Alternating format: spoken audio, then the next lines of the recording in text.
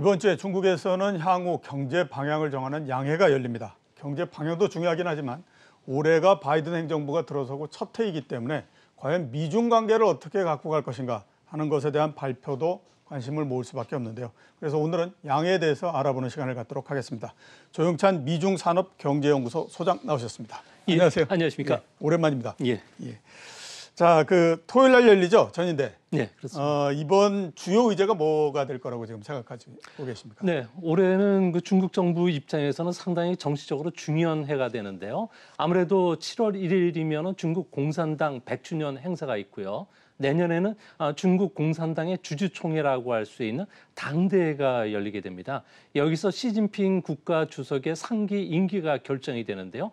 그만큼 경제적 안정, 사회적 안정이 중요하기 때문에 이번 그 정책과 관련해서는 아무래도 정부 활동 보고에서는 아무래도 그 중국의 재정, 금융 정책은 현재 기조를 계속 유지시키고요. 또 금융과 관련된 안정성을 상당히 중시하는 그런 해가 되지 않을까 보여집니다.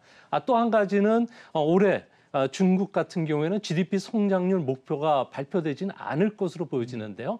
이같이 보는 거는 미국의 관세 보복에 빌미를 제공할 수가 있고요.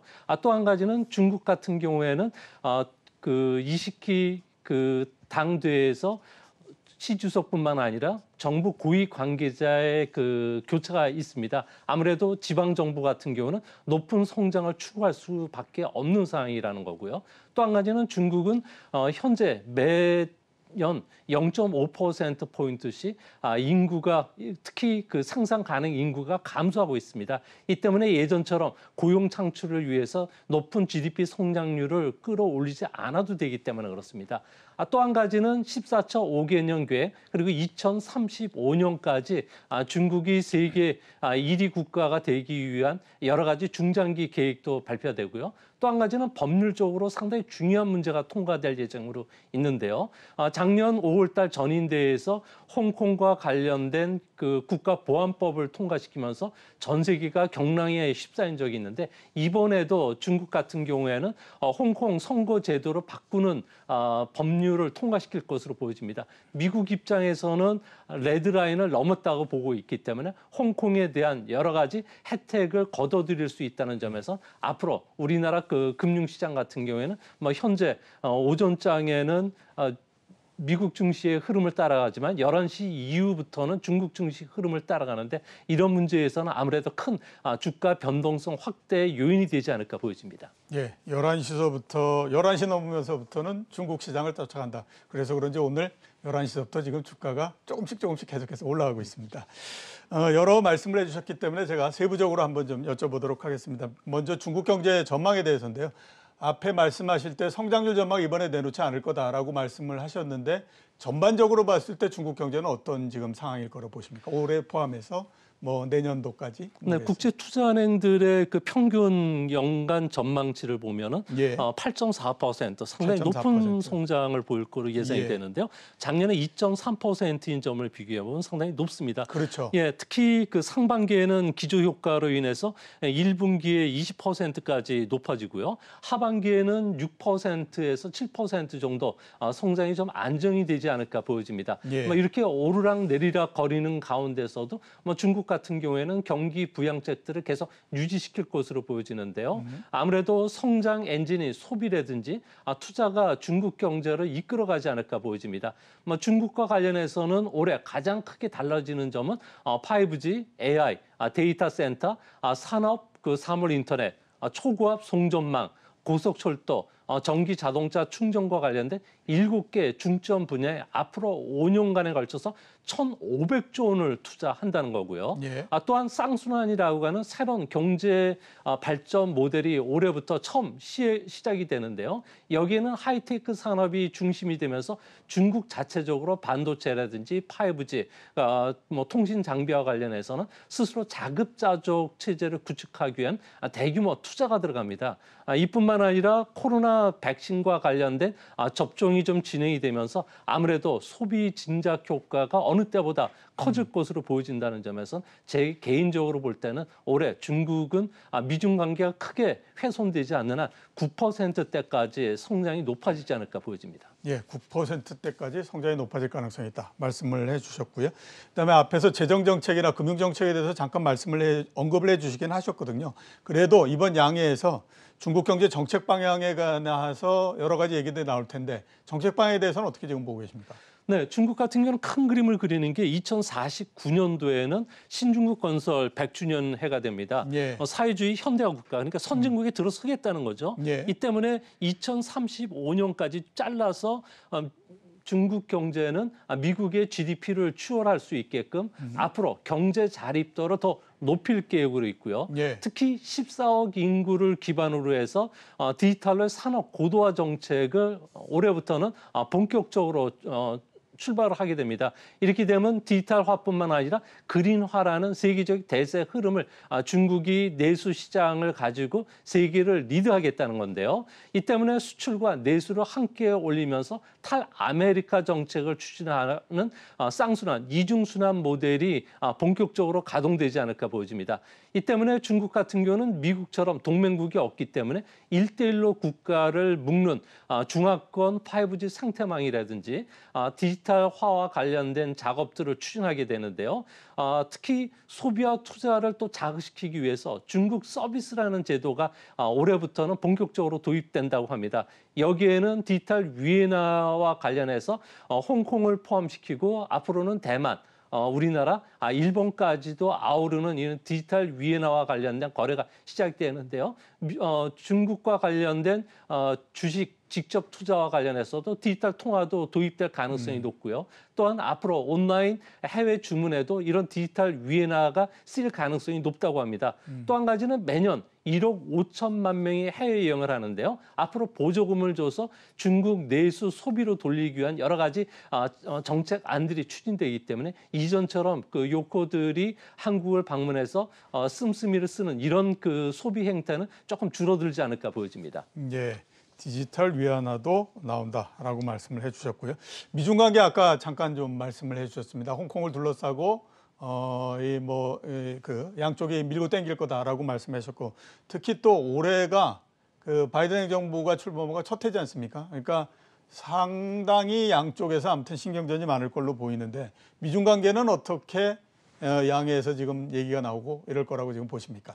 네, 그 가장 중요한 문제는 시진핑 3기 임기와 관련해서 내년도와 관련해서는 아무래도 빈곤 탈출이라든지 예. 그리고 미국과의 관계와 관련해서는 아무래도 대립각을 세우면서 중국의 목소리를 내겠다는 게 시진핑의 그 치적이라고 생각하고 있는 그런 모습입니다. 예. 이 때문에 그 홍콩과 관련된 완전한 직접 통치를 하기 위해서 앞으로 공산당에 충성하는 정치인들만 홍콩의 그 입법위의 그 선거에 나갈 수 있게끔 제도적인 장치를 마련한다고 합니다. 예. 소위 말해서 애국자법이 되는데요. 중국 주권이라든지 안전에 위해를 하지 않고 중국 정부의 투사로서 활동하겠다는 선서를 한 사람들, 특히 이거와 관련해서 검증하는 자격심사위원회를 두겠다는 겁니다.